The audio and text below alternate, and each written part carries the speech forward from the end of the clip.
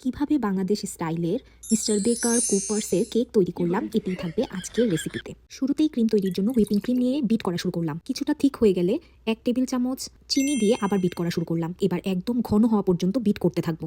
আপনারা চাইলে আমার ভিডিওটিতেও ভালো করে লক্ষ্য করলে দেখতে পাবেন ঠিক কতটা ঘন হলে আমি বিট করা বন্ধ করেছি।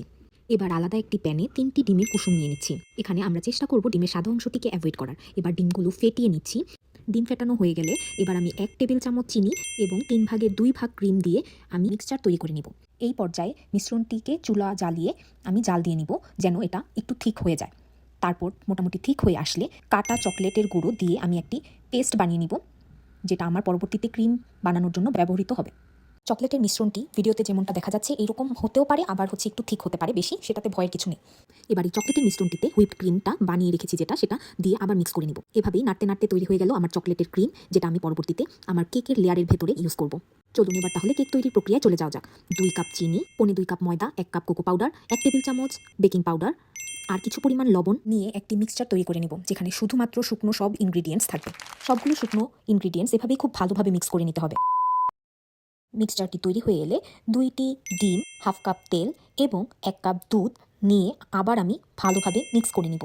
এবার মিক্স করার জন্য আমার মতে বিটার এখনই ইউজ করা উচিত হবে না। প্রথমে হাত দিয়ে কিছুটা মিক্স করে যখন সব শুকনো পদার্থগুলো মিক্স হয়ে যাবে তারপরে আমি বিটার ইউজ করা শুরু করব। এবার বিটার ইউজ করলে কখনোই উড়ে আসবে না শুকনো জিনিসগুলো। আর কারো যদি মিক্সার না থাকে তাহলে আপনি হাত দিয়েই ভালোভাবে মিক্স করে নেবেন। কিন্তু বিটার ইউজ করলে সেক্ষেত্রে খুব সফট হয় এবং খুব তাড়াতাড়ি মিক্সচারটি তৈরি হয়ে যায়, এই জন্য খুবই সুবিধা হয় কেক তৈরির ক্ষেত্রে। তো যখনই থিকনেসটা এরকম হয়ে আসবে তখন আমার বুঝতে হবে এবার আমার আর বিট করা লাগবে না। এবার 1 কাপ জলের মধ্যে 1 টেবিল চামচ কফি দিয়ে মিক্স করে নিব। এই জলটি আমার কেকের ব্যাটারের সাথে আবার ভালো করে মিক্স করে নিতে হবে। সেক্ষেত্রে প্রথমে হাত দিয়ে আগে মিক্সচারটি ভালোভাবে মিশিয়ে নিতে হবে, তারপরে আমি যদি চাই তাহলে বিটার ইউজ করতে পারবো।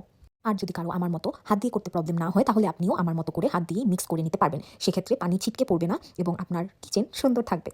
ভিডিওটিতে আপনি ভালোভাবে দেখতে পারবেন যে মিক্স করার সময় ঠিক কতটুকু ঘনত্ব এলে আমার মিক্সচার প্রক্রিয়াটি শেষ হয়েছে। আপনিও যদি আমার মতো থিকনেসটা ব্যবহার করেন তাহলে অবশ্যই আমার মতো রেজাল্ট পাবেন।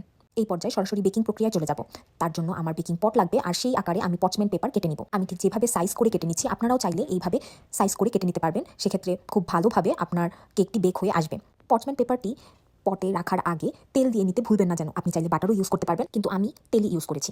এটি একটি নর্মাল ভেজিটেবল অয়েল, যেটা আমি ভালোভাবে টিস্যু পেপার দিয়ে চারদিকে ছড়িয়ে নিয়েছি। তারপরে পচমেন্ট পেপার দিয়ে আমি আমার ব্যাটারটিকে খুব সুন্দরভাবে বেকিং পটে স্প্রেড করে দিয়েছি।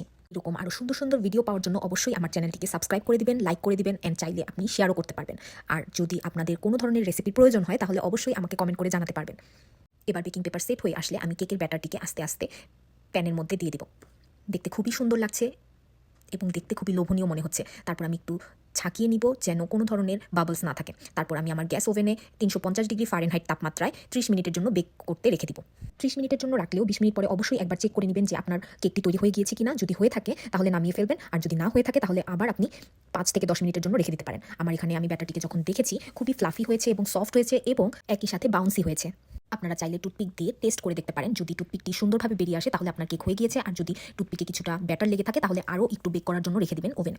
এবার আমি কাট করে দেন আমার যে তৈরিকৃত ক্রিম ছিল সেটা আমি স্প্রেড করে ভালোভাবে ডেকোরেট করে নিয়েছি, কিন্তু এই সময় ক্যামেরা অন করতে ভুলে গিয়েছিলাম, যার কারণে সম্পূর্ণটা আমি দেখাতে পারিনি। তার জন্য আন্তরিকভাবে দুঃখিত।